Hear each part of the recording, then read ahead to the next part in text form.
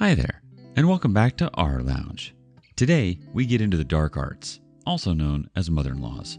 These witchy women will have your hair standing on end. Legend says a circle of salt wards them off. Up first, the devil is real, and she's a mother-in-law. Mother-in-law stole and burned daughter's tarot cards.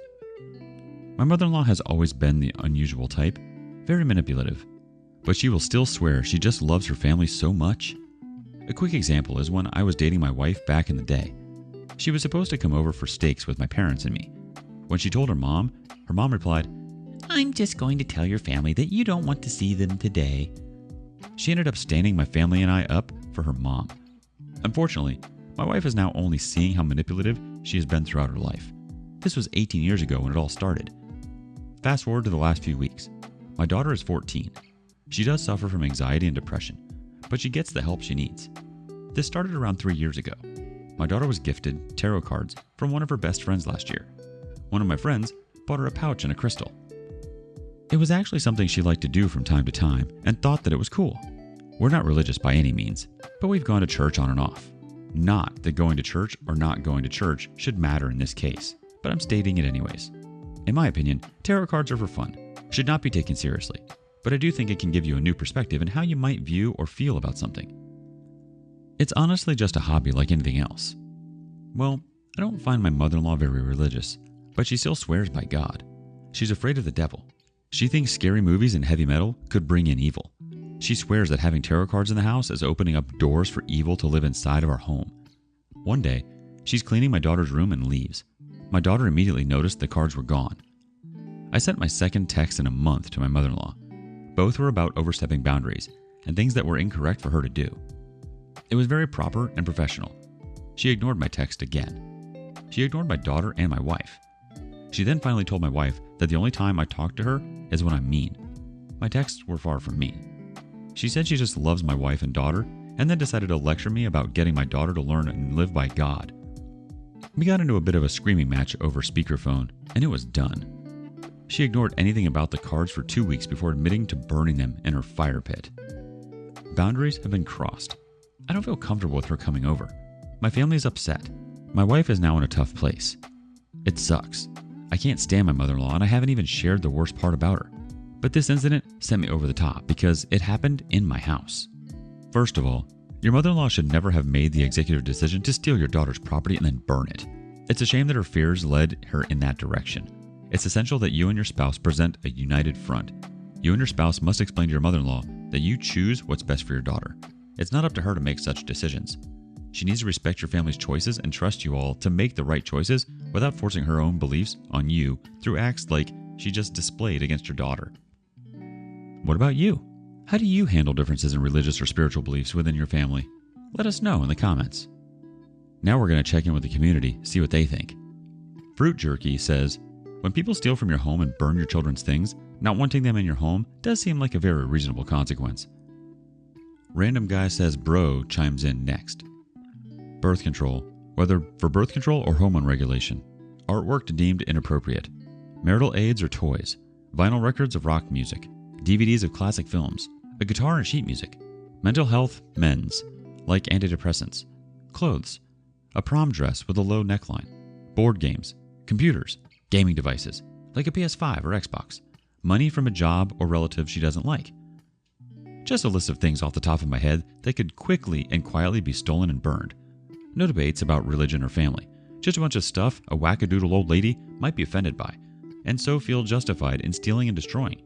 Not just from her granddaughter, but from her daughter or her daughter's husband. So, if not here, where will you and your wife draw the line? When it's expensive enough? Personal enough? Maybe when it actually affects your wife instead of someone else? Just something to think about. Everyone eventually has their own enough is enough moment, and you might want to think about who will get hurt and how much anger and resentment will build up in the meantime. Our next comment comes from Rubber Ducky Bandit. You can do 2 things for your daughter. Buy a lock for her door. Only you and your daughter get a key. When mother-in-law is over, wear your key. Replace her deck. Take her to a metaphysical shop for the cards and get her a special pouch for storing her cards. This can be a great way for you two to bond and show interest in what brings her comfort. I've been read tarot cards and runestones for decades. The only devil that has tried to possess me is my mother-in-law. Up next, a mother-in-law that wants to conjure up some grandkids. Mother-in-law wants to buy me a Mother's Day gift even though I don't have children. Hello again.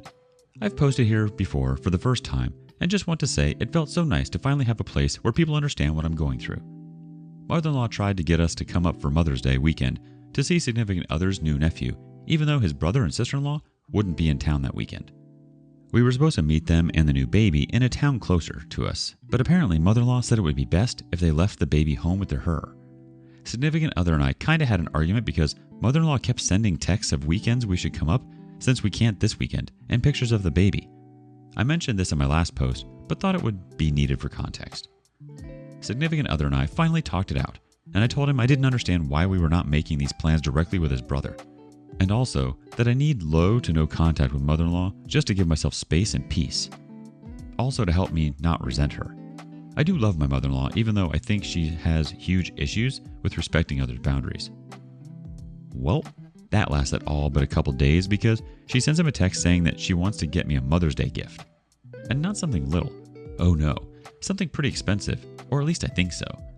Also, I don't have kids, and significant other and I have been pretty open about how we do not want children.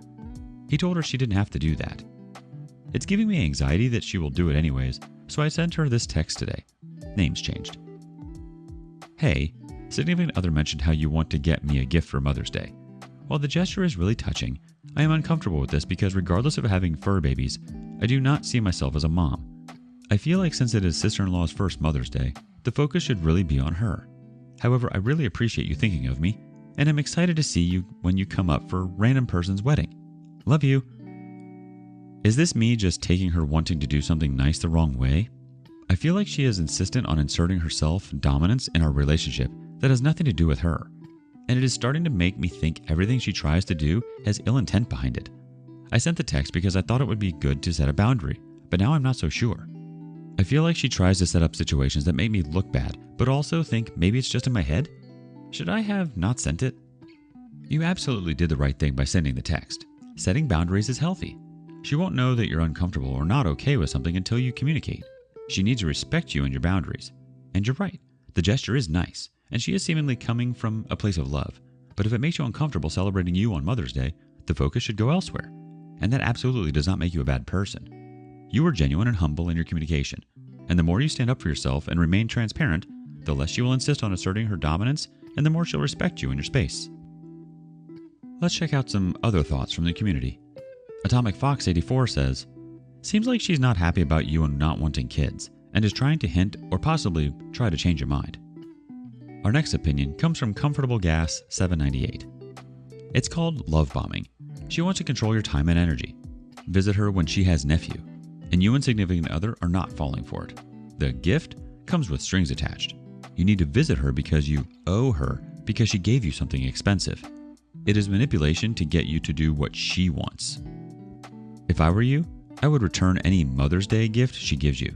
Thanks, but no thanks. Or maybe give it to the sister-in-law who deserves all the love on her first Mother's Day, and maybe mend the rift between you that I think was caused by mother-in-law. I also would stop communicating with her and let your significant other be her point of contact. He can deal with her crap and keep you out of the line of fire. You can still visit, but definitely keep your very low contact with her. Keep her on an info diet, and when you see her, gray rock all responses. Have significant other contact his sibling directly to arrange a visit to meet their new baby. Mother-in-law wants to be the gatekeeper, and allowing her to do this can lead to triangulation, telling two different people different things to keep control over relationships that do not involve her. Anytime mother-in-law inserts herself between significant other and his siblings, he needs to talk with the sibling directly and cut mother-in-law out of the interaction. Keep reading here and on r/justknow mother-in-law so you can recognize future manipulation tactics and how you can avoid and counter her attempts at control. r/justknow MIL has an excellent list of publications that could help you and significant other in how you manage your relationship with her. You might introduce your significant other to r/raised by narcissists. Your mother-in-law may not be a certified narcissist, but her need for control is a major factor. Good luck, sweetie. Stand firm and stay strong. Lastly, the Wicked Witch of the East. We aren't in Kansas anymore. Mother-in-law and newborn baby. Okay, so my mother-in-law lives in Florida, and my husband and I live in Virginia, near my family. My husband is from the area as well, but his parents moved to Florida a number of years ago. My father-in-law is a very passive person, but my mother-in-law has been quite the monster-in-law from day one. I could go on and on about the nasty things she has said to me or about me behind my back, and I have been nothing but nice to her to try to keep the peace for my husband's sake. Unfortunately, I think I'm going to have to start drawing boundaries, but I'm not sure how to go about this. I'm currently 32 weeks pregnant with our first and on bed rest until the baby comes. Yesterday, my mother-in-law calls my husband demanding to know when she will be able to come meet the baby. And my husband simply didn't have an answer because we don't know when the baby was coming, and we don't know how we are going to be doing after he makes his arrival. She got very upset at the implication that she wouldn't be able to come up right away, saying that if they lived here, she would be visiting in the hospital, which isn't true, especially because of hospital COVID policies. And it wasn't okay that my family was going to meet the baby first, etc., etc. After a nasty spat with my husband basically saying that he couldn't give her an answer, she hung up on him. Now honestly, it's hard for me to pretend I want to have this nasty person around me and my newborn baby in one of the most vulnerable times of life, especially after them traveling all the way up the East Coast during a pandemic, let alone all the other germs, illnesses out there that kill babies.